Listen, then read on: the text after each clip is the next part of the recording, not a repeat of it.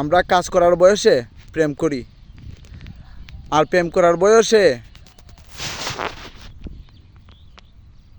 কাজ করি, আর কাজ করার বয়সে জীবনটাকে উপভোগ করি। আসলে আমাদের সিস্টেমটাই উল্টা, আমরা উল্টা পথে হাঁটতাছি, তাই আমরা সফল হইতে পারি না।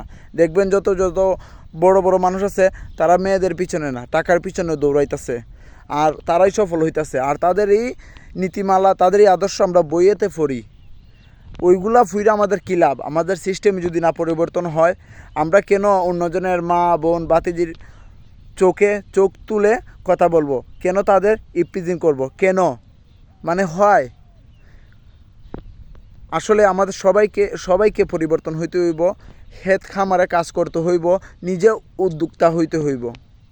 কারণ তুমি বদলালেই বদলাবে দেশ, আমি বদলালেই বদলাবে সমাজ। ওকে।